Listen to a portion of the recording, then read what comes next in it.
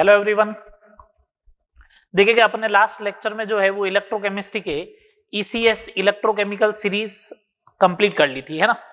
उसके क्वेश्चंस भी कर लिए थे, एप्लीकेशन वगैरह की भी बात कर ली थी। तो अभी तक अपन जो पढ़ चुके हैं वो ये पढ़ चुके हैं, एक तो galvanic cell means electrochemical cell complete हो गया अपना, और इलेक्ट्रोकेमिकल सीरीज कंप्लीट हो गई। ठीक है, आज अपन इसके नेक्स्ट पार्ट पे बात करते हैं, इलेक्ट्रोलाइटिक सेल। दो चीजें ही पढ़नी थी अपन को बेसिकली, इलेक्ट्रोकेमिकल सेल और इलेक्ट्रोलाइटिक सेल। तो आज अपन बात करते हैं इलेक्ट्रोलाइटिक सेल के बारे में। ठीक है, इलेक्ट्रोलाइटिक सेल के बारे में बात करते हैं। क्या होता है इलेक्ट्रोलाइटिक सेल? इलेक्ट्रोलाइटिक सेल विद्युत अपघटनी सेल।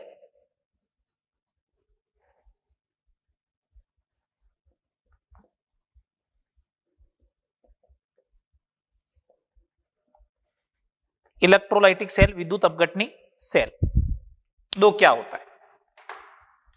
अपन बात कर चुके हैं कि विद्युत अपघटनी सेल जो है वो विद्युत ऊर्जा को रासायनिक ऊर्जा में परिवर्तित करता है। ठीक है, पहले अपन ने स्टार्टिंग में लेक्चर के इंट्रोडक्शन में ही बात की थी, ये विद्युत ऊर्जा को किस में कन्वर्ट करेगा? रासायनिक ऊर्जा में। उससे होगा क्या कि अस्वतः रेडॉक्स अभिक्रिया जो होने वाली नहीं है, रेडॉक्स जो अपने आप नहीं होती, होना ही नहीं चाहती है, उनको क्या करवाएगा? पूर्ण करवाएगा। अगर अस्वतः अभिक्रिया को पूर्ण करवाना है तो एक बाह्य कार्य की हेल्प लेनी पड़ेगी आपको, और बाह्य कार्य कौन हो जाएगा यहाँ पे? विद्युत ऊर्जा के फॉर्मेट में। तो अल्टीमेटली मैं ये बात बोलूं तो देखो, अल्टीमेटली अगर अपन बात बोले तो ये है कि ये क्या करता है, विद्युत अपघटनी सेल विद्युत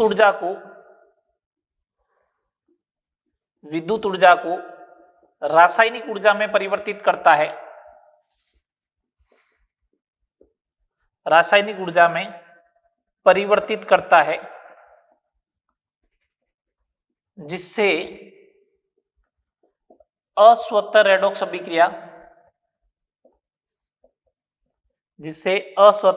अभिक्रिया पूर्ण होती है। जो अस्वतः होने वाली होती है वो रेडॉक्स अभिक्रिया क्या होती है? पूर्ण होती है। ठीक है बात। विद्युत ऊर्जा को रासायनिक ऊर्जा में परिवर्तित करता है, जिससे अस्वतः रेडॉक्स अभिक्रिया क्या हो जाती है? कंप्लीट हो जाती है। दो इसके अंदर क्या होता है, ये इस टाइप से बैटरी लगा रखी है मैंने,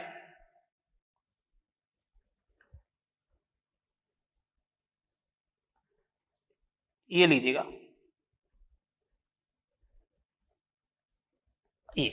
ये बैटरी का पॉजिटिव टर्मिनल, ये नेगेटिव टर्मिनल। पॉजिटिव टर्मिनल से जो कनेक्टेड होता है उसे अपन बोलते हैं एनोड, उसे अपन क्या बोलेंगे? एनोड। और जो नेगेटिव टर्मिनल से कनेक्टेड होता है उसे बोलते हैं कैथोड। ये लो कैथोड, एनोड और कैथोड हो गए। ठीक है, और इसके अंदर क्या है? इलेक्ट्रोलाइट है। ये लो इलेक्ट्रोलाइट है। जब विद्युत ऊर्जा देते हैं तो ये इलेक्ट्रोलाइट जो होता है AB, ये क्या करता है? इलेक्ट्रिकल एनर्जी देने पर जब करंट देते हो आप तो ये A+ और B- में ब्रेक हो जाता है। अब ये A+ और B- में ब्रेक हुआ तो एनोड के ऊपर पॉजिटिव चार्ज होता है क्योंकि पॉजिटिव टर्मिनल से कनेक्टेड है, और कैथोड के ऊपर नेगेटिव चार्ज होता है क्योंकि ये नेगेटिव टर्मिनल से कनेक्टेड है। तो AB में जब आपने करंट फ्लो कराई तो A+ और B- बन गया। ये A+ जो है, अब अपन पहले ही बात कर चुके हैं, एनोड पे हमेशा ऑक्सीडेशन होता है, तो ये एनोड पे जो है वो B- नेगेटिव चार्ज जो होगा वो जाएगा और एक इलेक्ट्रॉन लूज करके किसमें डिपॉजिट हो जाएगा? B के फॉर्मेट। सिमिलर वे में कैथोड पे जब बात करेंगे तो कैथोड पर रिडक्शन होता है, तो ये A+ पॉजिटिव चार्ज वाला नेगेटिव की तरफ मूवमेंट करेगा और A बना के डिपॉजिट हो जाएगा इस टाइप से। समझ में आ रही है बात? देखिएगा आगे देखो, ये इस टाइप से होने वाला है, ये इस टाइप से होने वाला है। तो अगर जब मैं विद्युत धारा का प्रवाह करता हूं, तो विद्युत अपघट्य आयनों में वियोजित हो जाता है और इलेक्ट्रोड पर जमा होता है। इस प्रोसेस को, इस प्रक्रिया को अपन क्या कहते हैं? विद्युत अपघटन। तो जब विद्युत धारा प्रवाहित की जाती है जब विद्युत धारा प्रवाहित की जाती है तो विद्युत अपघट्य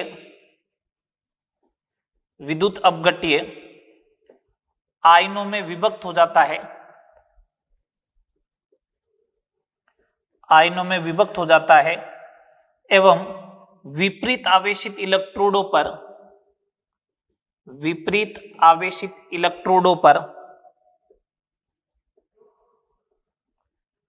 जमा हो जाता है, विपरीत आवेशित इलेक्ट्रोडों पर जमा हो जाता है। इस प्रक्रिया को विद्युत अपघटन कहते हैं। इस प्रक्रिया को अपन क्या कहते हैं? विद्युत अपघटन, इलेक्ट्रोलाइसिस कहते हैं।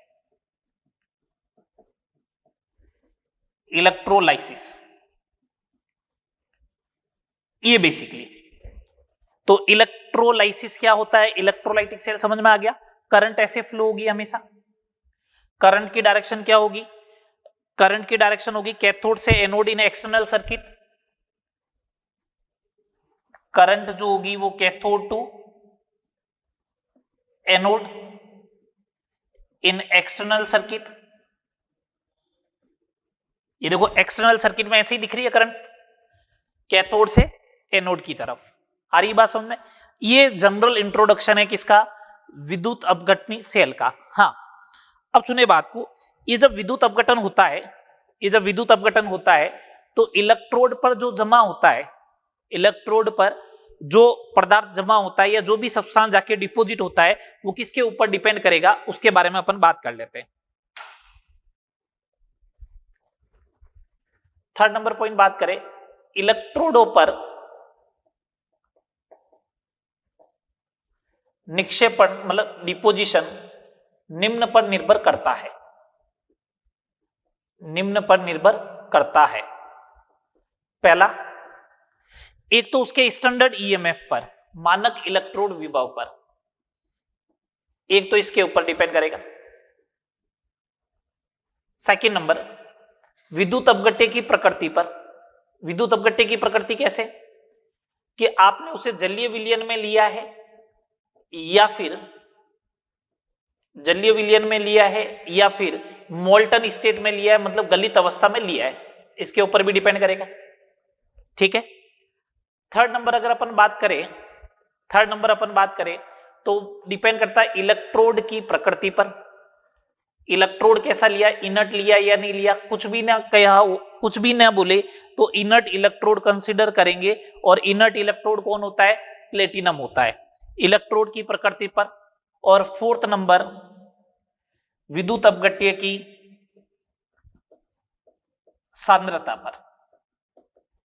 विद्युत अपघट्य की सांद्रता पर, इन चार फैक्टर के ऊपर डिपेंड करेगा। इलेक्ट्रोडों पर जो निक्षेपण होता है वो निम्न फैक्टर के ऊपर डिपेंड करेगा, मानक इलेक्ट्रोड विभव, विद्युत अपघट्य की प्रकृति, थर्ड नंबर इलेक्ट्रोड की प्रकृति, और विद्युत अपघट्य की सांद्रता क्या है।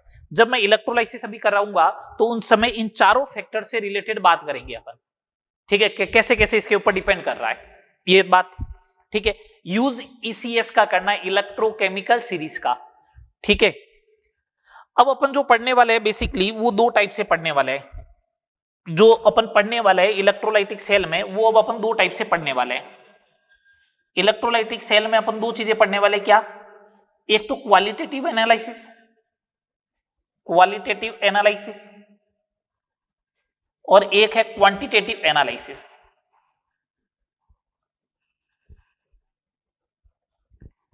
क्वालिटेटिव एनालिसिस का मतलब क्या?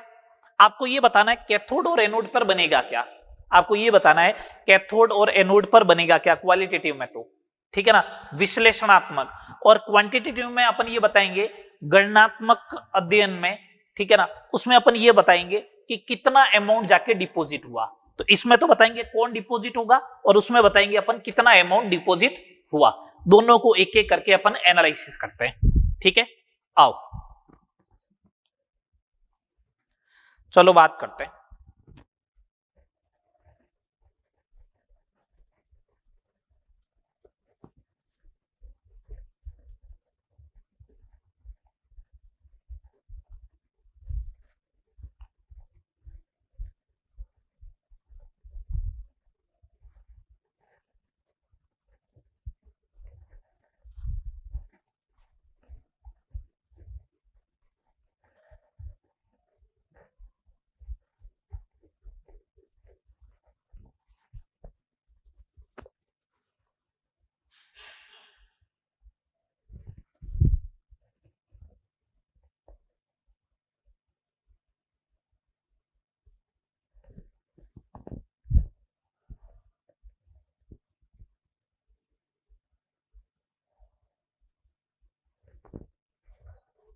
पहले बात करते हैं क्वालिटेटिव एनालिसिस।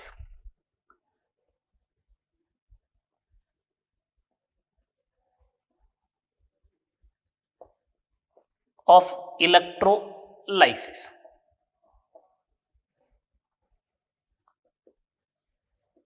विद्युत अपघटन का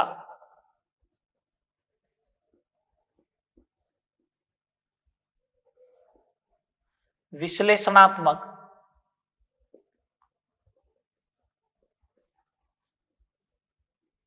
अध्ययन। अपन यही चेक करेंगे कि एनोड पे क्या बनेगा और कैथोड पे क्या बनेगा। मैं जब तक कुछ भी नहीं बोलूंगा इसका मतलब इलेक्ट्रोड कैसा ले रखा है, इनर्ट इलेक्ट्रोड ले रखा है। मैं कुछ एग्जांपल ले रहा हूं। पहला example, electrolysis of molten NaCl using platinum electrode. Platinum कैसा इलेक्ट्रोड है, इनर्ट इलेक्ट्रोड है। प्लेटिनम कैसा इलेक्ट्रोड है, इनर्ट इलेक्ट्रोड है। Platinum is inert electrode. First of thing, platinum is inert electrode. ठीक है बात। तो प्लेटिनम जो है वो एक कैसा इलेक्ट्रोड है, इनर्ट इलेक्ट्रोड है। ठीक है बात। अब समझो, जब मैं NaCl में अगर करंट फ्लो करवाता हूं तो करंट फ्लो करवाते ही ये Na plus plus Cl minus में डिसोसिएट हो जाएगा। इसके अलावा तो कुछ नहीं है ना, मोल्टन है। तो मोल्टन है तो इसका मतलब इसके अलावा कुछ है ही नहीं इसके अंदर।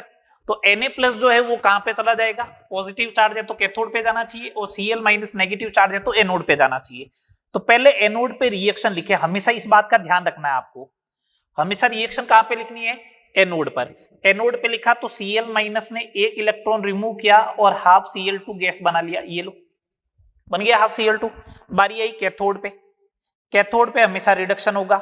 कैथोड पे रिडक्शन होगा तो Na प्लस गया प्लस इलेक्ट्रॉन और ये कन्वर्ट हो गया Na सॉलिड में।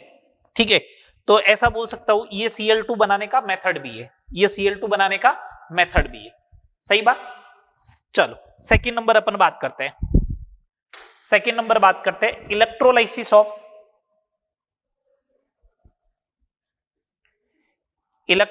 Of aqueous NaCl using platinum electrode. अब देखो एक्वस होते ही क्या हुआ, तो मैंने बोला था ना इलेक्ट्रोलाइट के नेचर के ऊपर भी डिपेंड करेगा। एक्वस का मतलब वाटर भी है। अब एक्वस का मतलब क्या है, वाटर भी है। तो जब आप NaCl का करवाते हो तो Na प्लस बनता है प्लस Cl माइनस बनेगा, साथ में कौन रहेगा, वाटर भी रहेगा, H2O भी। अब सुने बात को, आपको एनोड पे जब बारी आई, एनोड पे हमेशा आपको क्या करवाना है, एनोड पर हमेशा किसको भेजना है, नेगेटिव चार्ज को। अपन क्या करते हैं, H2O को ब्रेक करके लिख देते हैं H प्लस और OH माइनस। नहीं, ECS के अंदर लिखवा भी रखे है ना, ब्रेक करके नहीं लिखना। देखो कैसे यूज करना है वो मैं बताता हूं आपको, यूज कैसे करना है मैं बताता हूं आपको। ये ध्यान रखना है, डिस्चार्ज पोटेंशियल का ऑर्डर ध्यान रखना है, ये हमेशा एनोड के लिए एप्लीकेबल होगा। दो पॉजिटिव चार्ज के लिए तो अपन बात कर ही चुके हैं, मैं बात कर रहा हूं ऑर्डर ऑफ डिस्चार्ज पोटेंशियल। ठीक है, तो उसके अकॉर्डिंग जो है वो सल्फेट, फिर नाइट्रेट, फिर H2O मतलब OH माइनस, फिर Cl माइनस, ये रहेगा जनरली। ठीक है, जो आपको मिलेगा। डिस्चार्ज पोटेंशियल ज्यादा किसका, Cl माइनस का या H2O का, Cl माइनस का। इसका मतलब Cl माइनस डिस्चार्ज होना चाहता है, तो बारी आई एनोड पर। तो एनोड पे बारी आएगी तो Cl माइनस डिस्चार्ज हो जाएगा, एक इलेक्ट्रॉन लूज करके हाफ ऑफ दी Cl2 में। ठीक है बात, हाफ ऑफ दी Cl2 में। बारी आई कैथोड की। आपको मालूम है H2O और Na प्लस में इलेक्ट्रोकेमिकल सीरीज में Na प्लस ऊपर है, Na प्लस क्या है, ऊपर है। Na प्लस क्या है, ऊपर है। अगर Na प्लस ऊपर है तो उस कंडीशन में H2O जो है वो कैथोड पे जाएगा रिडक्शन करवाने के लिए। H2O कैथोड पर जाएगा रिडक्शन करवाने के लिए। अगर इलेक्ट्रॉन गेन करता है तो देखो क्या होने वाला है, H2O जो है वो एक तो H2 बनाएगा, क्या बनाएगा, H2 बनाएगा प्लस OH माइनस। अगर मैं यहां पे 2H2O लिखता हूं तो देखो क्या हो जाएगा, 2OH माइनस हो जाएगा, ये 2 इलेक्ट्रॉन हो जाएगा। सही है, रिएक्शन बैलेंस है, देख लो रिएक्शन बैलेंस है। इसका मतलब यहां पे तो बनेगी हाइड्रोजन गैस और इधर बन गया Cl2 गैस। सही बात, ये हाइड्रोजन और Cl2 गैस बन गया। सुने, अब इन सॉल्यूशन में बात करें, इन सॉल्यूशन में क्या बचा, तो सॉल्यूशन में बचा Na+ बच गया प्लस OH- बन गया, और क्या बना लेता है ये NaOH, क्या बन जाएगा NaOH बन जाएगा। ये NaOH बनाने का मेथड है।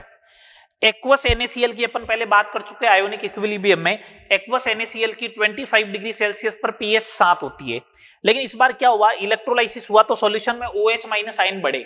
OH- आयन बढ़ेगा due to OH- concentration increase, तो सॉल्यूशन जो होगा वो बेसिक होगा नेचर में, और बेसिक होगा अगर नेचर में तो इसका मतलब pH जो होगी वो ग्रेटर देन आएगी 7 से, कहां पे 25 डिग्री सेल्सियस पे।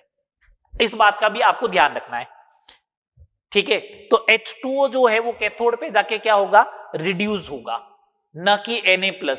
ये डिफरेंस होता है। तो मैं ये काम करता हूं, पहले आपको H2O का इलेक्ट्रोलाइसिस करके बता देता हूं, जिससे आपको और थोड़ी आसानी रहे, ठीक है ना। H2O का इलेक्ट्रोलाइसिस करके बता देता हूं जिससे आपको आसानी रहे।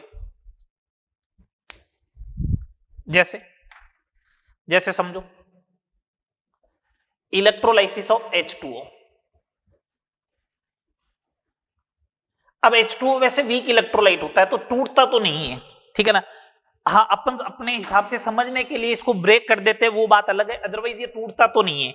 नहीं टूटता तो अपन को लिखने का तरीका ये होता है, जैसे देखो तोड़ देता हूं तो H+ और OH- बनता है, H+ और OH- बनता है। H+ से मेरे को मालूम है H2 बन जाएगा, है ना, कैथोड पे जाके। तो इसी टाइप से लिखना होता है। मैं पहले एनोड पे लिख रहा हूं, तो एनोड पे OH- जाएगा, ये OH- नहीं जाता है, H2O जाता है एक्चुअल में। कौन जाएगा, H2O। इलेक्ट्रॉन लूज करेगा, O2 बनाएगा। क्या बनाएगा, O2 बनाएगा। क्या बनाएगा, O2 प्लस क्या बनाएगा, H+ आयन। अगर यहां पे आप 2H2O लेते हो तो 2H2O लेते हो तो यहां 4H+ बनेगा, तो यहां पे 4 इलेक्ट्रॉन लिखना पड़ेगा। ये बात समझ में आ रही। ये क्वांटिटेटिव एनालिसिस में भी काम में आएगा, ये क्वांटिटेटिव एनालिसिस में भी काम में आएगा, इस बात का ध्यान रहे, ठीक है। क्वांटिटेटिव एनालिसिस में भी काम में आएगा कि 4 इलेक्ट्रॉन देते हैं तब O2 बनता है 1 मोल, ठीक है। कैथोड पे बात करें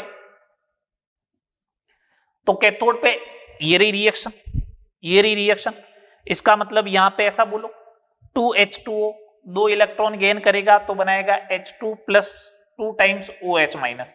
तो मैं ऐसा बोल दूं कि जब यहां पे 2 इलेक्ट्रॉन करूंगा तो यहां पे हाफ O2 ही बनेगा। इसका मतलब number of moles of H2 जो रहेगा इलेक्ट्रोलाइसिस में हमेशा जो रहेगा वो डबल रहेगा number of moles of O2 के कंपैरेटिव में। O2 का मोल तो 1 बना जब 4 इलेक्ट्रॉन दूंगा, यहां 4 इलेक्ट्रॉन दूंगा तो यहां 2H2 आएगा, तो H2 के मोल हमेशा O2 के कंपैरेटिव में क्या होंगे, डबल। तो ये H2O का इलेक्ट्रोलाइसिस है, एनोड पर O2 बनानी है, कैथोड पर H2 बनाना है। सही बात, चले आगे। चलो ये 3 इलेक्ट्रोलाइसिस हो गए, ये 3 इलेक्ट्रोलाइसिस हो गए, आगे बात करते हैं।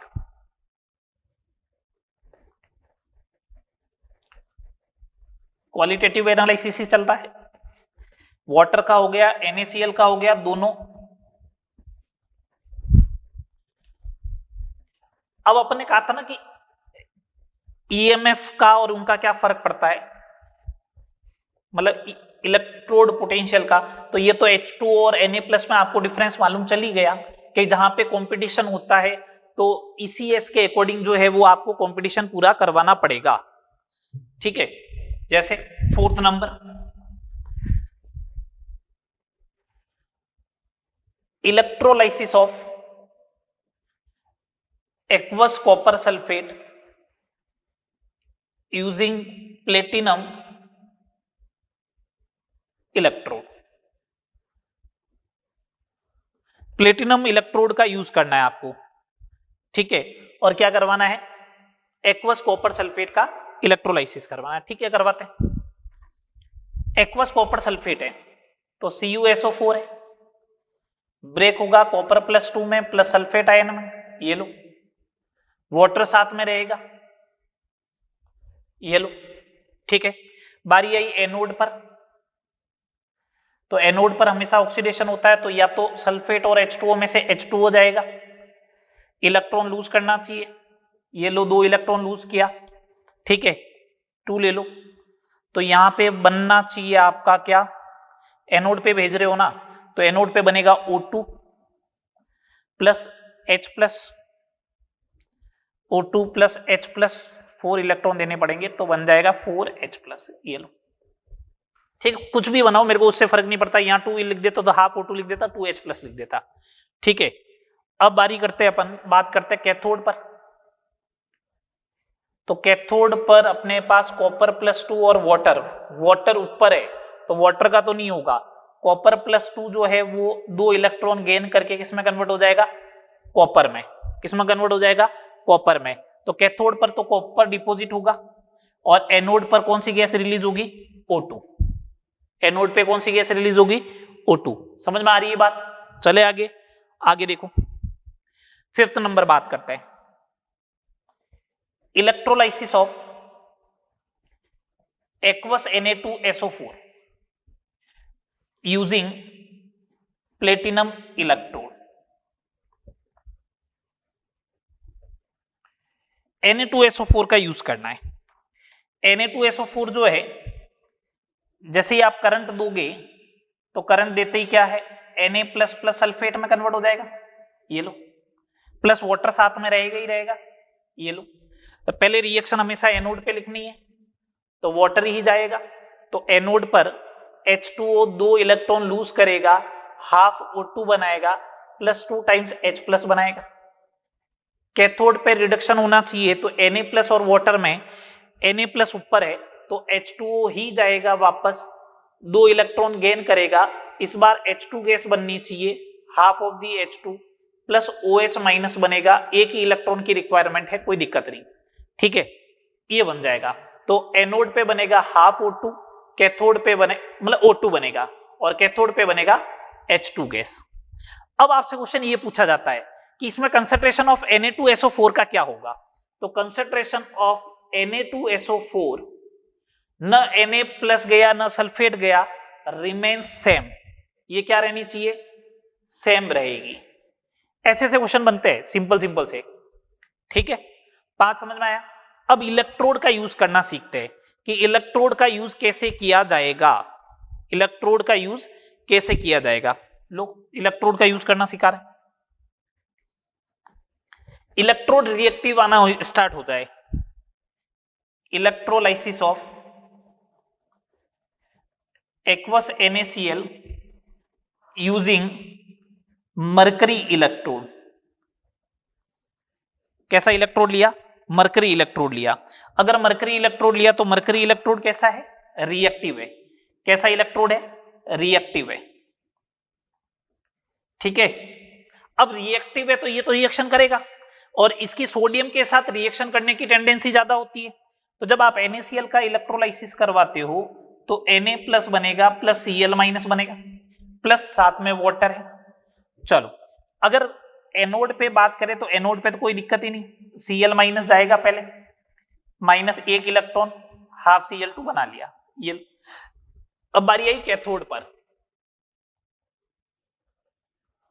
अब बारी आई कैथोड पर।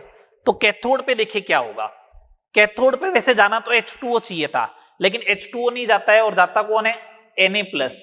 ये 1 इलेक्ट्रॉन गेन करके बना लेता है सोडियम, और किसके ऊपर, मरकरी के ऊपर, और ये बन जाता है सोडियम अमलगम। क्या बन जाएगा, सोडियम अमलगम बन जाएगा। ये रिएक्शन होगी। अब वाटर को प्रेफरेंस नहीं मिली, वाटर को प्रेफरेंस इसलिए नहीं मिली कि इनर्ट, ये इनर्ट इलेक्ट्रोड नहीं है, इस बार कैसा इलेक्ट्रोड है, रिएक्टिव है। ये रिएक्शन करेगा, मेटल जो होता है वो मरकरी के साथ रिएक्ट करके क्या बनाता है, अमलगम का फॉर्मेशन करता है। तो ये देखो, तो देखो फर्स्ट मैंने लिया कि इलेक्ट्रोड जो है उसका नेचर, ये देख लो आ गया। सेकंड, उसका किसी भी मेटल का जो है वो इलेक्ट्रोड पोटेंशियल, तो जब भी कंपटीशन होगा तो electrode potential means electrochemical series देखोगे, मोल्टन ले रहे हो या फिर एक्वस ले रहे हो उससे भी फर्क आ रहा है। 3, अब अपन को चेक करना है कंसंट्रेशन का क्या यूज होगा। पहले इसके 1-2 एग्जांपल और देखते हैं, उसके बाद बात करते हैं कंसंट्रेशन का क्या यूज होना चाहिए। ठीक है, कंसंट्रेशन का क्या यूज करना है जो,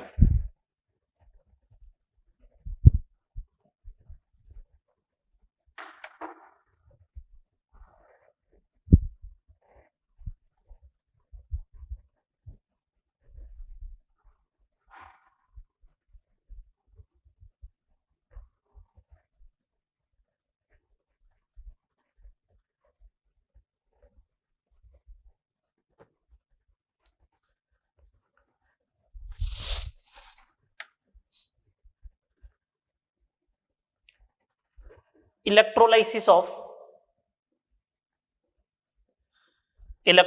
of aqueous copper sulphate using copper electrode. Copper जो है वो रिएक्टिव इलेक्ट्रोड है, इनर्ट नहीं है, इस बात का ध्यान रहे, है ना। कॉपर जो है वो रिएक्टिव है, इनर्ट इलेक्ट्रोड नहीं है, इस बात का आपको ध्यान रखना है ना। तो सुनो बात को, कॉपर इलेक्ट्रोड का अगर आप यूज करोगे तो क्या होने वाला है, ये इस टाइप से देखो, ये बैटरी लग गई आपकी, ये कॉपर का इलेक्ट्रोड है,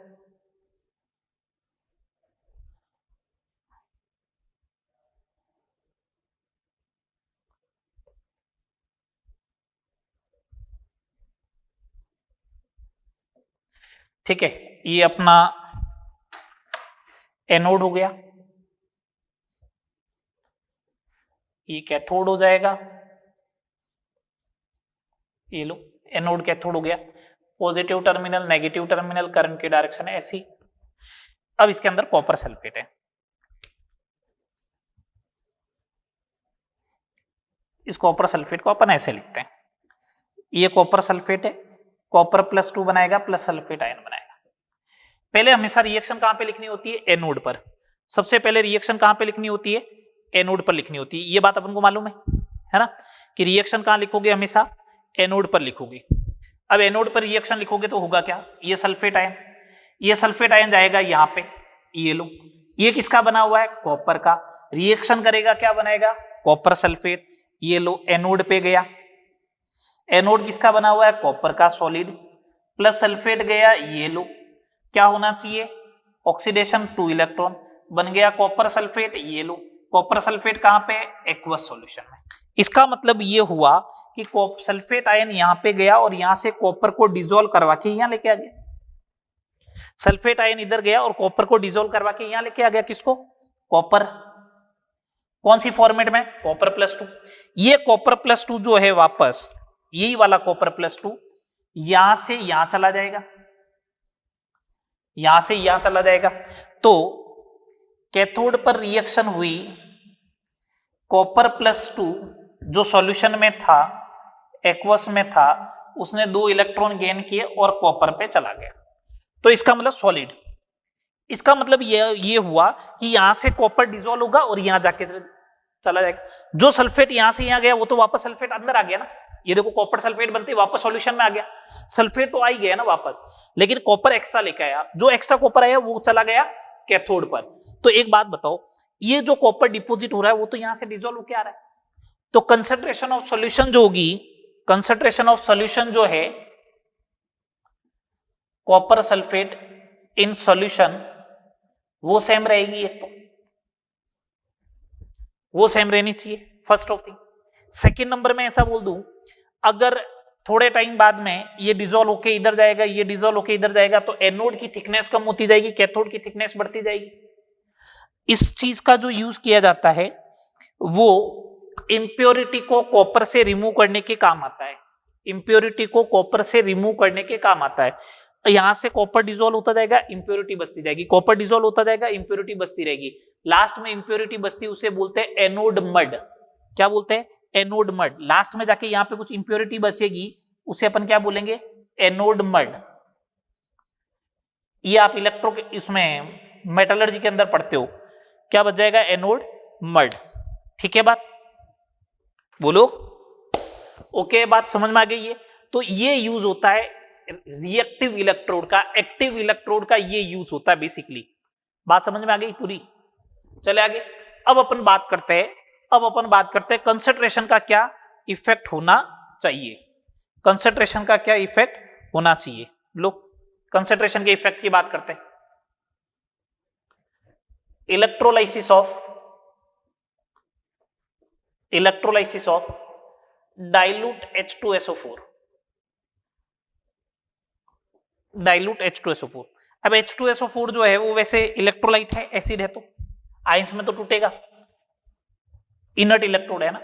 तो H2SO4 को अगर अपन ऐसा मान ले, H++ सल्फेट आयन मान लो, है ना, या कोई HSO4- लिखता, कोई दिक्कत नहीं, हमने H2O साथ में पड़ा है, एनोड पर बारी आएगी वाटर और सल्फेट में से, तो वाटर जाएगा, ये लो वाटर जाएगा तो 2 electron, half O2 plus 2H plus, ये हो गया। कैथोड पर कोई दिक्कत ही नहीं है, H प्लस जाए या कोई भी जाए वाटर का, तो ये लो H2O 2 इलेक्ट्रॉन गेन करेगा तो बनाएगा H2, है ना, H2 प्लस क्या बनना चाहिए 2 टाइम्स OH माइनस, तो ये तो बन गया O2 और इधर बन गया H2। एनोड पर O2 बनेगा, कैथोड पर H2 बनेगा, कोई दिक्कत है क्या? नहीं, ठीक है, सिंपल सा है। नेक्स्ट अपन बात करते हैं electrolysis of concentrate H2SO4। Concentrate ले लिया, अगर 50% से ज्यादा वाला हो, जनरली ऐसा बोलते हैं, वहां लिखा हुआ आएगा कि कंसंट्रेट है। अगर कंसंट्रेट हो तो क्या होगा? अगर कंसंट्रेट होगा ना तो उस कंडीशन में होगा क्या होगा, तो ये H2SO4 है, H plus plus sulphate ion हो गया। अब कंसंट्रेट होता है तो जो ये सल्फेट आयन का डिस्चार्ज पोटेंशियल होता है ना, E0 सेल माइनस, ठीक है, 0.059 अपॉन N की वैल्यू 2, log 10 बेस पे 1 अपॉन सल्फेट आयन आएगा, मान लो ये आया, क्यों सल्फेट आयन जाके डिस्चार्ज हो रहा है, तो ऐसे ही तो लिखा हुआ आएगा, देखो ये सल्फेट आयन जाके डिस्चार्ज हो रहा है तो 1 अपॉन कॉपर प्लस 2 या 1 अपॉन सल्फेट आयन आएगा। अगर मैं इसकी कंसंट्रेशन बढ़ाता हूं, अगर इसकी कंसंट्रेशन बढ़े तो ये वाली वैल्यू क्या होगी? कम। ये वाली वैल्यू कम होगी तो लॉग में वैल्यू कम होनी स्टार्ट होगी, तो नेगेटिव में वैल्यू कम होना स्टार्ट हो गई, इसका मतलब ई सेल बढ़ना स्टार्ट हो गया। बोलो, ये वाली वैल्यू बढ़ेगी तो ये ओवरऑल वैल्यू कम होगी, ये वाली वैल्यू कम हो रही है तो नेगेटिव में वैल्यू कम हो रही है, ई सेल बढ़ना स्टार्ट हो जाएगा।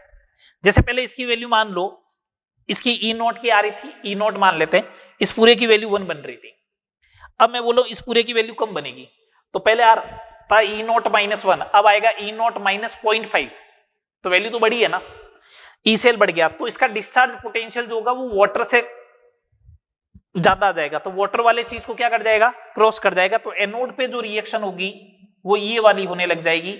एनोड पर सल्फेट आयन जो होगा वो 2 इलेक्ट्रॉन लूज करके H2O8 -2 बना लेगा, और कैथोड पे तो अपनी एज यूजुअल रिएक्शन कौन सी, 2H2O plus 2 electron H2 gas release करेगा प्लस 2 टाइम्स OH-। ये बेसिक इंट्रोडक्शन, ये बेसिक क्वालिटेटिव एनालिसिस किसका हो गया? ये क्वालिटेटिव एनालिसिस हो गया अपने इलेक्ट्रोलाइसिस का, क्या प्रोडक्ट बनना चाहिए क्या नहीं बनना चाहिए, ठीक है बात, बोलो। चले आगे, अब अपन बात करेंगे क्वांटिटेटिव एनालिसिस, जिसमें अपन बात करेंगे फैराडे लॉ की, ठीक है, जिसमें अपन बात करेंगे फैराडे लॉज की।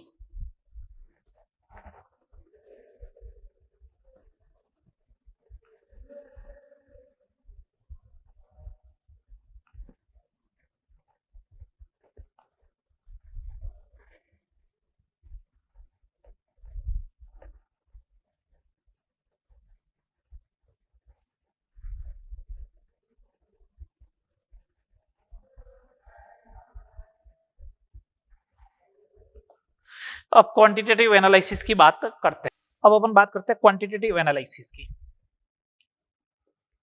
Quantitative analysis of electrolysis. Electrolysis का क्वांटिटेटिव एनालिसिस करना है।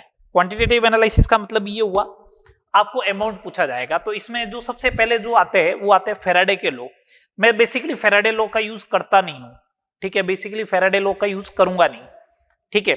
मैं आपको पहले जो है वो 1-2 क्वेश्चन करवाता हूं, और उसके बाद फैराडे लॉ के ऊपर अपन डिस्कस करेंगे फैराडे लॉ एक्चुअल में है क्या, ठीक है। जैसे अपन सिंपल सा एक क्वेश्चन करते हैं, एक अपन सिंपल सा क्वेश्चन करते हैं पहले, जिससे आपको आइडिया लगे। जैसे मैंने क्वेश्चन नंबर फर्स्ट लिया, निम्न परिवर्तन के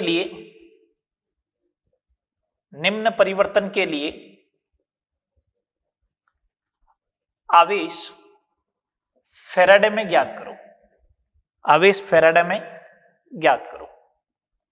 कुछ कन्वर्जन दे रखे, जैसे फर्स्ट कन्वर्जन दिया मैंने 1 मोल MnO4 माइनस है, इसको आपको Mn+2 में कन्वर्ट करना है। ठीक है, जब भी ऐसे क्वेश्चन आए तो उसको करने का तरीका क्या रहेगा वो देख लो। ये MnO4 माइनस है, आपको इसको कन्वर्ट करना है Mn+2 में। ऑक्सीडेशन नंबर का रूल रहेगा, ऑक्सीडेशन नंबर Mn का +7 +2, इसका मतलब 5 इलेक्ट्रॉन जोड़ने। तो इसका मतलब जब इसका 1 मोल होगा, जब इसका 1 मोल होगा तो 5 मोल इलेक्ट्रॉन चाहिए। 5 मोल इलेक्ट्रॉन का जो चार्ज होता है वो कितना होता है 5 फेराडे। कितना होता है 5 फेराडे। तो अपना आंसर आ गया 5 फेराडे, सिंपल सा। ठीक है, इसका सेकंड पार्ट देखो, और इसका सेकंड पार्ट देखो, मेरे को ऐसा बोल दे 1 मोल Cr2O7 -2 है और ये कन्वर्ट हो गया Cr+3 में। ठीक है, आपने लिखा Cr2O7 -2 है और ये कन्वर्ट हुआ Cr+3 में। ठीक है, इसका ऑक्सीडेशन नंबर है +6, इधर है +3, तो चेंज कितने का हुआ 3 का। अगर मेरे को इस रिएक्शन को बैलेंस करना है तो 3 इलेक्ट्रॉन चाहिए, लेकिन 3 का डबल चाहिएगा 6। क्यों बोला 6? एक क्रोमियम का ऑक्सीडेशन नंबर 3 का चेंज हुआ तो 2 क्रोमियम के लिए चेंज कितने का होगा 6 का। अपन पहले ही बात कर चुके हैं, पर मॉलिक्यूल बात करेंगे। तो इसका मतलब जब इसका 1 मोल होगा तो इधर 6 मोल इलेक्ट्रॉन चाहिए। 6 मोल इलेक्ट्रॉन मींस 6 फेराडे। 1 मोल ही दे रखा है तो 6 फेराडे अपना आंसर आ जाएगा। 1 मोल ही दे रखा है तो 6 फेराडे अपना आंसर आ जाएगा। सही बात, 1 मोल ही दे रखा है तो 6 फेराडे अपना आंसर आ जाना चाहिए। चलो आगे बात करते हैं सी पार्ट। सी पार्ट, अगर 2 मोल Mn3O4 है, 2 मोल Mn3O4 दे रखा है अपन को, और अपन को बोला है कि इसको कन्वर्ट करना है MnO2 में। MnO2 में कन्वर्ट कर लो, या इसको कन्वर्ट करवा देते हैं MnO4 माइनस में लो, ऑक्सीडेशन ही करवाते हैं। ठीक है, तो देखो कैसे चार्ज कैलकुलेट करोगे। अगर ये 2 मोल Mn3O4 है, 2 मोल को बाद में देखेंगे, Mn3O4 और इधर MnO4 माइनस है, तो इधर ऑक्सीडेशन नंबर +7 हो गया। ठीक है, और इधर 1 का चलेगा 8/3। कितना चलेगा 8/3। तो Mn है 3, Mn है 3, तो 3 का हो जाएगा 8 और इधर 3 का हो जाएगा 21। सही बात, 3 Mn के लिए बात कर लो ना डायरेक्ट पर मॉलिक्यूल, तो इधर हो जाएगा +8 और इधर हो जाएगा 7 × 3 = 21। ये समझ में आया ना, 3 का मल्टीप्लाई क्यों किया। 1 Mn का 7 है तो 3 का कितना हो जाएगा 21, क्योंकि यहां पे 3 Mn है। तो चेंज कितने का हुआ 13 का। 13 का, इसका मतलब इधर जो है आप लोगों को 13 इलेक्ट्रॉन माइनस लिखने पड़ेंगे। तो इसके 1 मोल के लिए 1 मोल Mn3O4 को अगर कन्वर्ट करना है तो 13 मोल इलेक्ट्रॉन चाहिए। 13 मोल इलेक्ट्रॉन का मतलब 13 फेराडे। अपन को कितना मोल दे रखा है 2 मोल। अगर 2 मोल ये दे रखा है तो इसका मतलब कितना फेराडे चाहिएगा 26 फेराडे। कितना चाहिएगा 26 फेराडे चाहिएगा। सही, 26 फेराडे अपना आंसर आएगा। ठीक है, 26 फेराडे। चलो आगे। तो ये इस टाइप के एक तो सिंपलाइज मतलब सबसे सिंपलेस्ट क्वेश्चन ऐसे बनते हैं। ये ऑक्सीडेशन नंबर का ही रोल है, ऑक्सीडेशन नंबर और मोल कंसेप्ट का। चलो सेकंड नंबर क्वेश्चन के ऊपर बात करते हैं। मोल्टन NaCl लिया आपने, मोल्टन NaCl लिया और सॉरी CaCl2 ले लो, और इससे 20 ग्राम आपको कैल्शियम डिपॉजिट करवाना है। ठीक है, कैथोड पर। तो बोला कितना चार्ज रिक्वायर्ड होगा। तो देखो करने का तरीका क्या रहेगा। मोल्टन CaCl2 है ना, तो इसमें कैल्शियम +2 होगा, ये 2 इलेक्ट्रॉन गेन करेगा और बन जाएगा कैल्शियम। अगर इसका 1 मोल लेते हो तो यहां 2 मोल इलेक्ट्रॉन चाहिएगा और इधर 1 मोल डिपॉजिट हो जाएगा। 1 मोल का मतलब 40 ग्राम। अपन को कितना डिपॉजिट करवाना है 20, तो इसका मतलब इधर 1 मोल इलेक्ट्रॉन होना चाहिए। 1 मोल इलेक्ट्रॉन बोले तो 1 फेराडे। कितना हो गया 1 फेराडे। सही बात। तो 20 ग्राम डिपॉजिट करवाने के लिए 1 फेराडे चाहिएगा। मुद्दे की बात सुने, 20 ग्राम जो है वो इसका इक्विवेलेंट वेट है कैल्शियम का। कैल्शियम का इक्विवेलेंट वेट है, तो मैं यहां से लॉजिकल बात बोल दूं कि जब Q बराबर 1 फेराडे होगा, Q बराबर 1 फेराडे होगा, तो जो अमाउंट डिपॉजिट होगा वो किसके बराबर होगा? इक्विवेलेंट वेट के बराबर आएगा। जब Q 1 फेराडे दोगे तो जो अमाउंट डिपॉजिट होगा वो किसके बराबर आएगा? इक्विवेलेंट वेट के बराबर आएगा। बोलो, जब 1 फेराडे चार्ज देते हो तो W किसके बराबर आता है? इक्विवेलेंट वेट के बराबर आएगा। ठीक है, अब मैं आता हूं फेराडे लॉ से रिलेटेड। अब अपन फेराडे लॉ से रिलेटेड बात करते हैं। ये दो क्वेश्चन समझ में आए, इसका यूज करना है कि 1 फेराडे दोगे तो W बराबर इक्विवेलेंट वेट डिपॉजिट होगा। अब अपन फेराडे लॉस के ऊपर आते हैं। क्या कहता है फेराडे?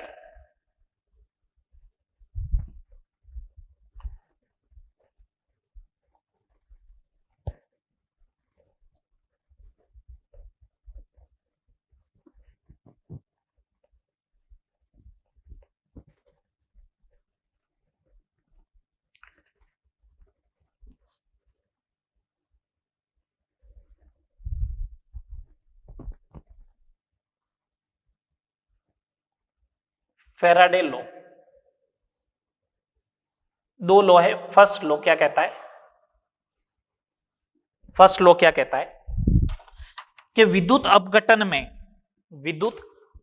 में किसी भी इलेक्ट्रोड पर जमा होने वाली मात्रा W, किसी भी इलेक्ट्रोड पर निक्षेपित होने वाली मात्रा W, वो चार्ज Q के, आवेश Q के समानुपाती होती है। W is directly proportional to Q। W is equal to Z into Q, W is equal to Z into Q, या फिर W is equal to Z, Q को लिख सकते हो I इंटू T। ये लो, Z क्या है? Z इलेक्ट्रो केमिकल इक्विवेलेंट है। Z जो है वो इलेक्ट्रोकेमिकल इक्विवेलेंट है, विद्युत रासायनिक तुल्यांक है।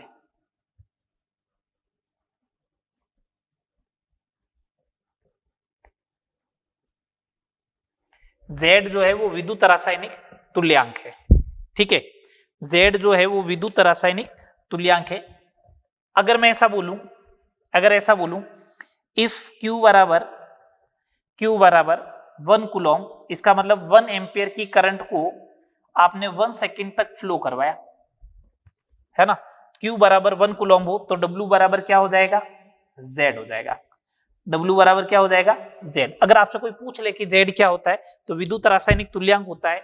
इसका मतलब ये होता है कि जब आप 1 कूलम चार्ज, 1 कूलम अगर आवेश प्रवाहित करवाते हो तो जो अमाउंट डिपॉजिट होता है वो किसके बराबर होता है? विद्युत रासायनिक तुल्यांक के बराबर होता है।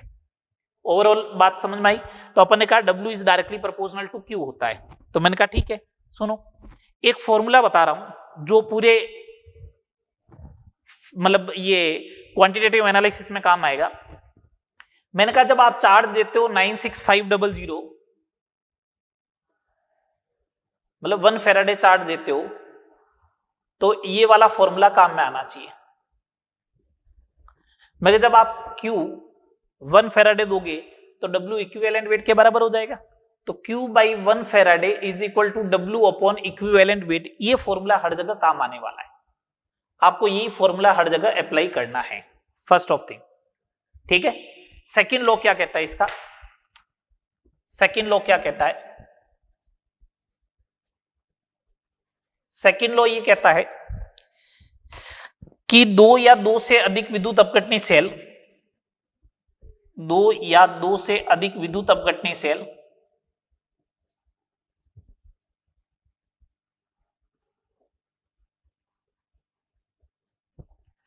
दो या 2 से अधिक विद्युत अपघटनी सेल श्रेणी क्रम में संयोजित हो, श्रेणी क्रम में संयोजित हो, तो श्रेणी क्रम में संयोजित होंगे तो आवेश सेम रह जाएगा, Q सेम रह जाएगा। तो इलेक्ट्रोडों पर जमा होने वाली मात्रा, इलेक्ट्रोडों पर जमा होने वाली मात्रा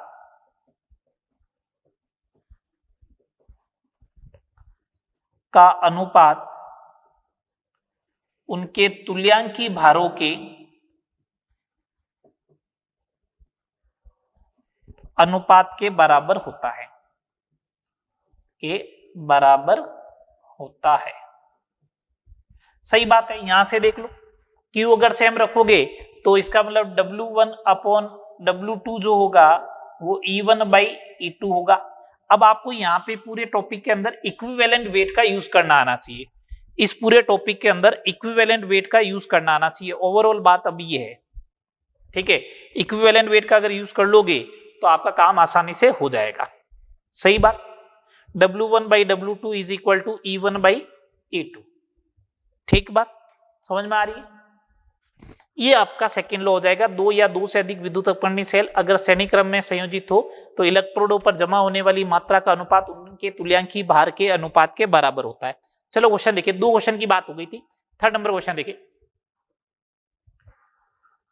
मैं ये कह रहा हूं कि मोल्टन AlCl3 से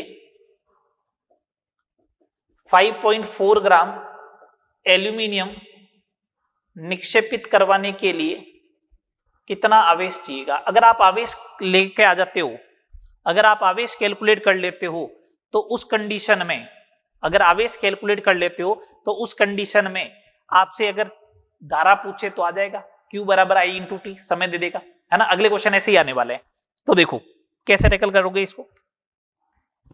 अपने पास फिक्स फॉर्मूला है Q upon 1 faraday is equal to W upon equivalent weight.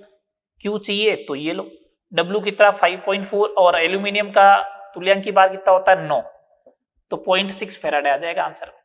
ये सिंपल सा क्वेश्चन है। देखो इसी का सेकंड पार्ट देखते हैं अपन। ये फर्स्ट पार्ट ले लो, मोल्टन AgCl है,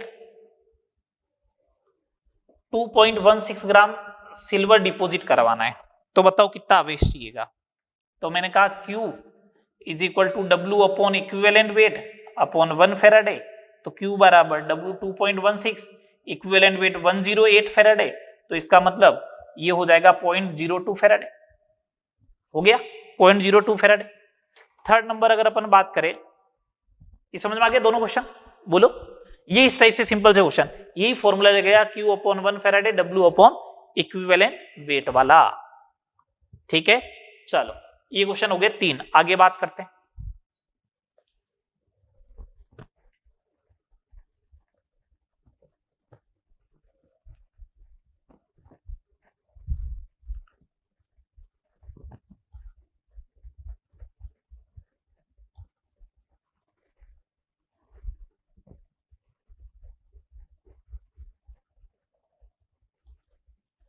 चलो आगे बात करते हैं।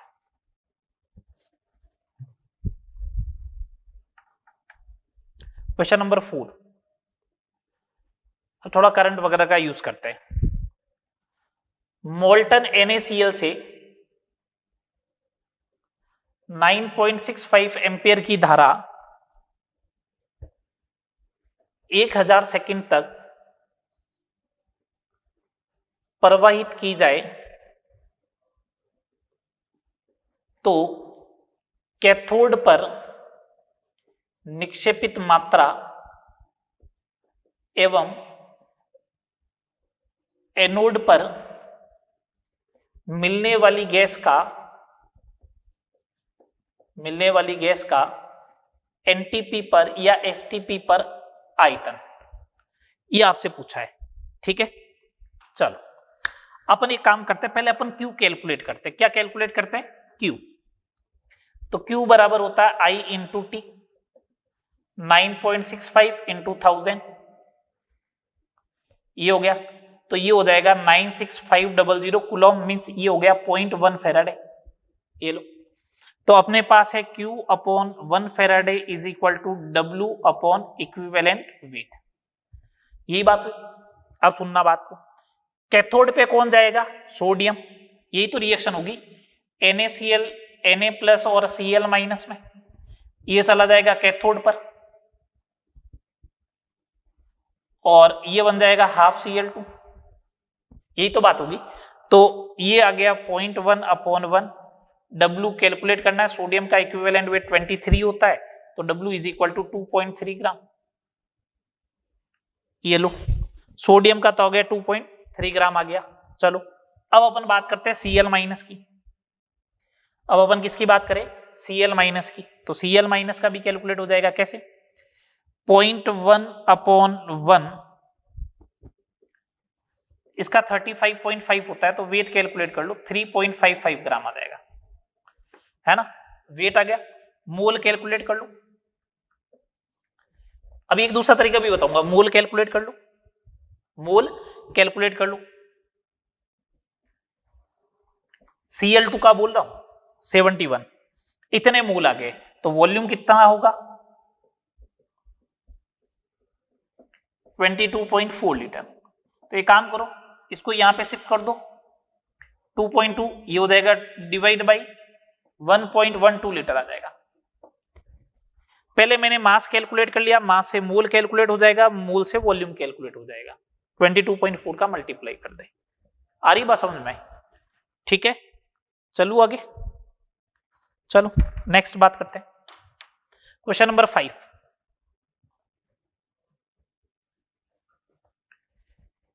PtCl6-2 विलियन में कितने मिली एम्पेयर की धारा, कितने मिली एम्पेयर की धारा 300 मिनट तक प्रवाहित की जाए,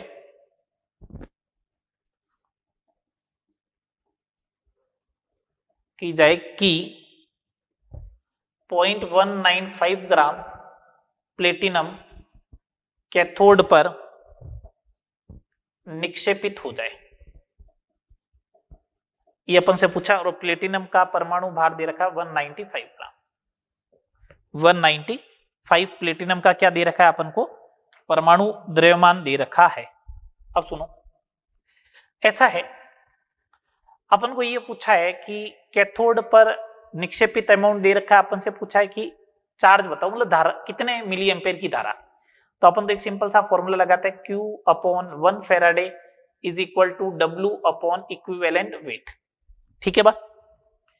इसमें प्लेटिनम का ऑक्सीडेशन नंबर कितना है? +4।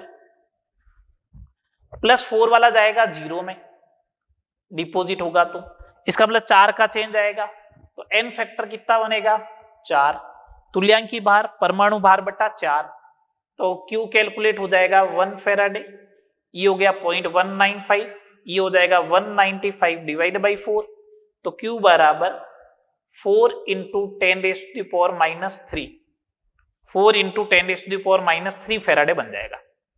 ठीक है, कूलॉम में कन्वर्ट करना है तो कर लो, Q बराबर,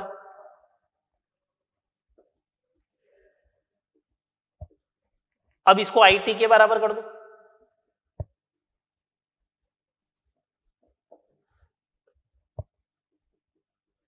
ये लो करंट I, है ना?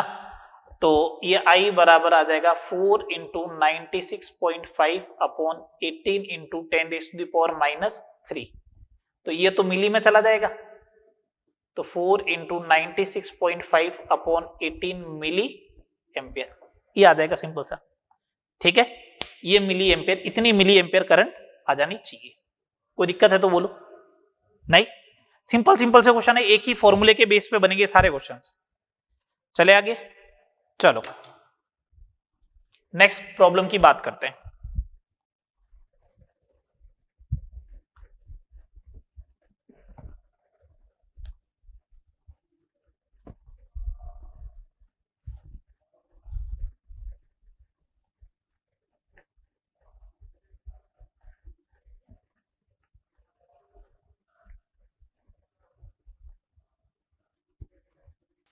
देखो नेक्स्ट क्वेश्चन, देखो क्वेश्चन नंबर 6, देखो सिंपल सिंपल से क्वेश्चन है। M+3 धातु आयन के विलयन में 1.8 इंटू 10⁻23 इलेक्ट्रॉन प्रवाहित करने पर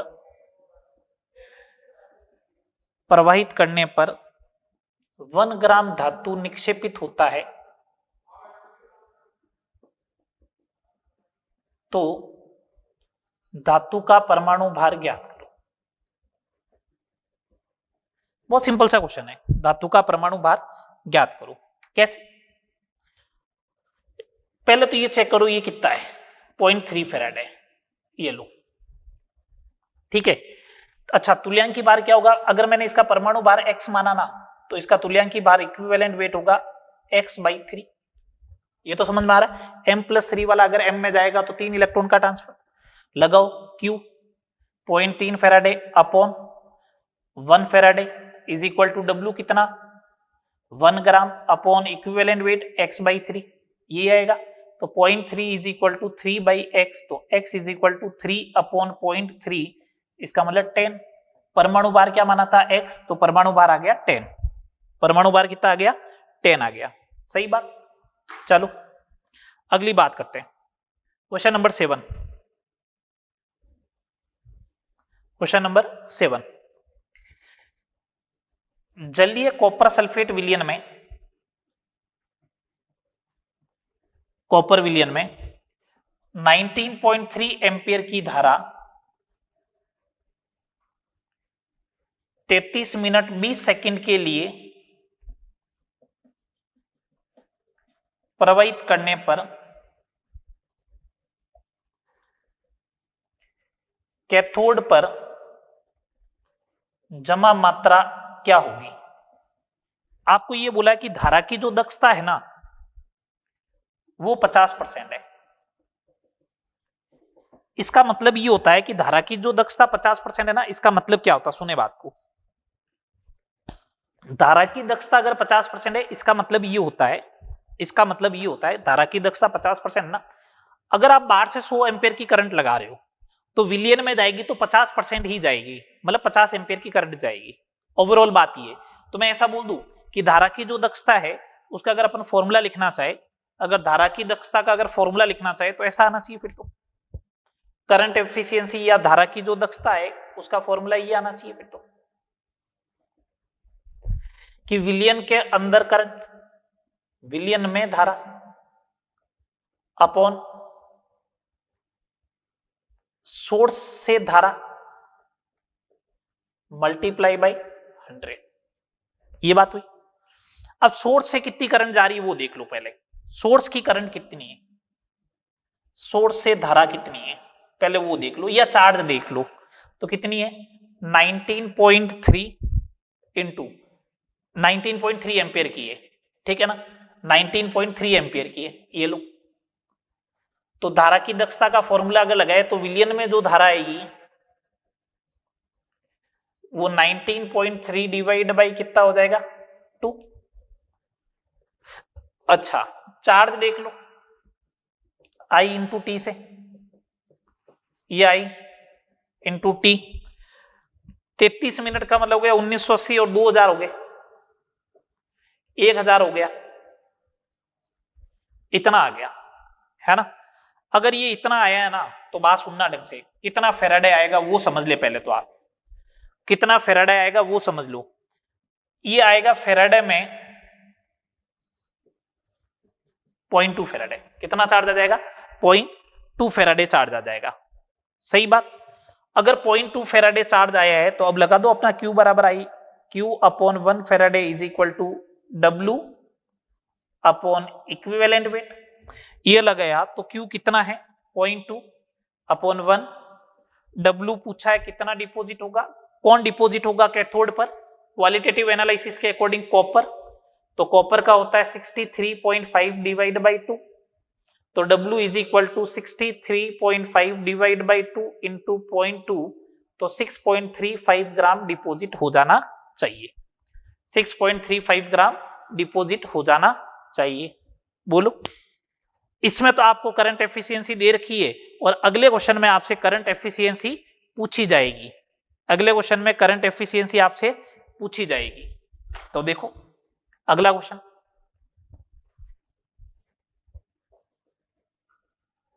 आपको ये दे रखा है कि कॉपर सल्फेट के विलयन में,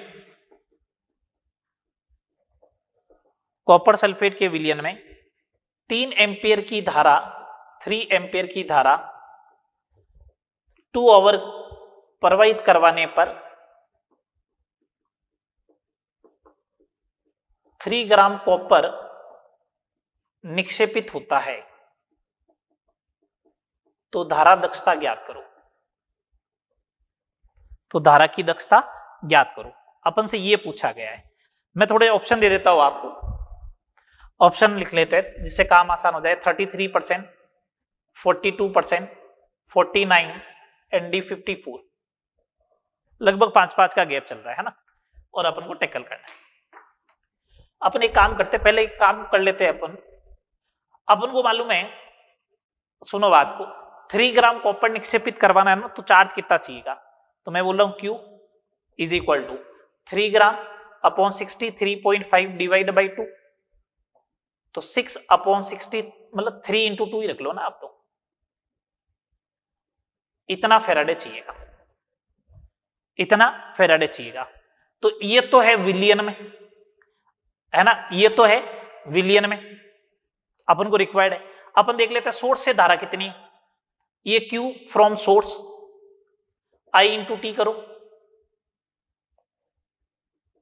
I कितनी 3 एम्पियर की, 2 आवर, 1 आवर में कितने 3600, ये लो। ये कहां से आ गई, सोर्स से, तो धारा की दक्षता, धारा दक्षता इज इक्वल टू विलियन में धारा कितनी है, ये लो, चार्ज कितना है, ये लो, अपॉन इसमें कितना है 3 इंटू 2 इंटू 3600 मल्टीप्लाई बाई 100, ये 6 से ये 6 कैंसिल, 2 0 से 2 0 कैंसिल, गड़बड़ हो रहा है कहीं। अच्छा ये फेराडे में ही तो चल रहा है, ये चार्ज फेराडे में चल रहा है, तो 96500 का ये चार्ज आया कूलॉम में, तो धारा दक्षता लगाओगे तो फेराडे में चाहिए ना आपको, तो फेराडे में हो जाएगा 96500 फेराडे। अब लगा दो धारा की दक्षता बराबर, धारा की दक्षता इज इक्वल टू हो जाएगा 3 इंटू 2 अपॉन 63.5, और ये सोर्स की करंट आ गई 3600 मल्टीप्लाई बाई 96500 इंटू 100, 2 0 से 2 0 कैंसिल, 6 से 6 कैंसिल, है ना, तो 96500 अपॉन 36 इंटू 63.5, इसको आपको क्या करना है, सॉल्व करना है, ठीक है, इसको आपको सॉल्व करना है। यहां तक रखे 8 क्वेश्चन करवा दिए। Next question 1-2 question next lecture में बात करके फिर अपन कंडक्टेंस टर्म्स के ऊपर बात करेंगे, ठीक है, यहां तक रखे, नेक्स्ट लेक्चर में आगे बात करेंगे, ओके।